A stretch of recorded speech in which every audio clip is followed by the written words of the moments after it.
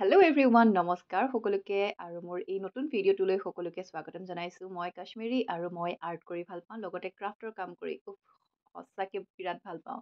তো তাৰে আজি মই এটা ক্ৰাফ্টৰ ভিডিঅ' লৈ আহিছোঁ আৰু আজিৰ ভিডিঅ'টো হৈছে ৰেজিন আৰ্ট। এইকেইদিন ইউটিউবত মই মোৰ নিজা ভিডিঅ'জ দিব পৰা নাছিলোঁ ডিউ টু চাম টেকনিকেল ইছ্যুজ, আৰু এতিয়া মানে চব প্ৰব্লেমবোৰ ছল্ভ হৈ গ'ল। এতিয়া মই ভাবিছোঁ এটা এটাকৈ ভিডিঅ' আপোনালোকৰ মাজত শ্বেয়াৰ কৰিম। বহুতকেইটা ভিডিঅ'জ বনাই থৈ দিছোঁ, এডিট কৰি এটা এটাকৈ মই আপোনালোকৰ মাজত শ্বেয়াৰ কৰিম আৰু আশা কৰোঁ আপোনালোকে চাই ভাল পাব আৰু ছাপোৰ্ট কৰিব আৰু এনকাৰেজ কৰিব।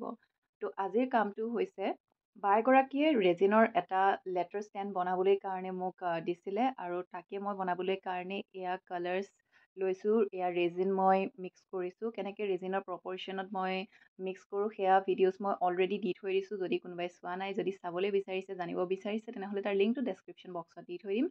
তাত গৈ কেনেকৈ মই ৰেজিন মিক্সাৰবোৰ বনাওঁ সেয়া ভিডিঅ' চাব পাৰিব। আজি বাৰু মই ইমান ডিটেইলছত কোৱা নাই, জাষ্ট দেখাই গৈছোঁ। বাগৰাকীয়ে কেনেকুৱা টাইপত মানে লাগে সেই লেটাৰ ষ্টেণ্ডটো, তাৰ ফটো মোক হোৱাটছএপত দিছিলে, আৰু মই সেইমতে মোৰ নিজা ষ্টাইলত নিজা এটা ডিজাইনত বনাই দিম বুলি ভাবিছোঁ। আৰু এনেকুৱা ৰেক্টেংগল শ্বেপৰ মল্ড নাছিলে, সেইকাৰণে এই মানে বাচনটোতো দেখি ধৰিব পাৰিছে এইবোৰ কি কয় ফুড আইটেমছ যেতিয়া আমি অৰ্ডাৰ কৰোঁ তেতিয়া এনেকুৱা নিচিনা বাচনত আহে, আৰু তাৰে এটা প্লাষ্টিক কণ্টেইনাৰত মই এয়া দি লৈছোঁ। প্লাষ্টিকৰ হয় যেতিয়া ডিমল্ড কৰা বহুত ইজি হয়।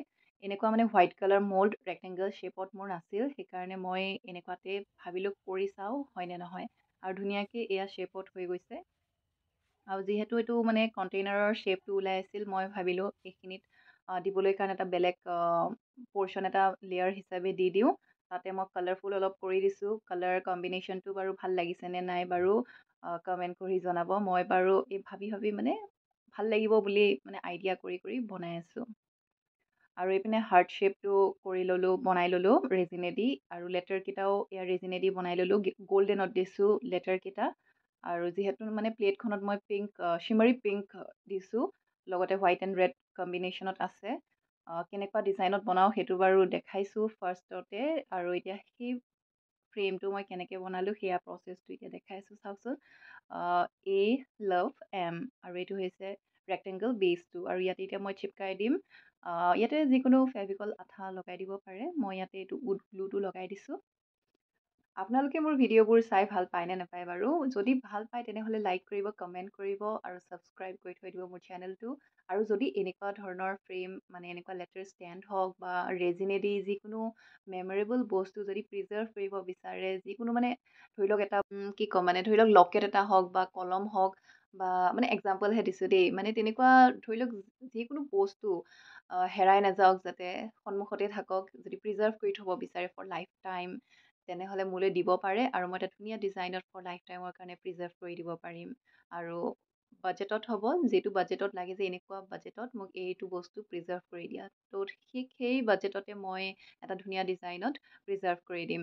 আৰু এতিয়াতো বিয়াৰ ছিজন চলি আছে, আৰু ৱেডিং ফৰ্মালাবোৰ যদি প্ৰিজাৰ্ভ কৰি থ'ব বিচাৰে ফৰ ইটাৰ্নিটি, তেনেহ'লে মোলৈ চেণ্ড কৰিব, মই ধুনীয়াকৈ প্ৰিজাৰ্ভ কৰি দিম। আৰু লগতে প্ৰিজাৰ্ভ কৰিবলগীয়া বহুত বস্তু আছে, যেনে বেবী ডিটেইলছবোৰ, বেবী মানে জন্ম হোৱাৰ পাছত ফাৰ্ষ্টৰ যিবোৰ মানে এনেকুৱা থাকে ন, ধৰি লওক মানে ফটো এয়া মই স্ক্ৰীণত দিছোঁ, তেনেকুৱা নিচিনা যদি প্ৰিজাৰ্ভ কৰি থ'ব বিচাৰে, আজিকালি এইটো মানে ট্ৰেণ্ডিঙত খুব চলি আছে, এনেকৈ প্ৰিজাৰ্ভ কৰি ৰাখে। যিকোনো হওক, বা প্ৰিয়জনৰ পৰা দিয়া এটা গোলাপ ফুল হওক, বা যিকোনো এটা বস্তু বা মা দেউতাৰ স্মৃতিৰ বস্তু, তেনেকুৱা যদি প্ৰিজাৰ্ভ কৰিব বিচাৰে কণ্টেক্ট কৰিব।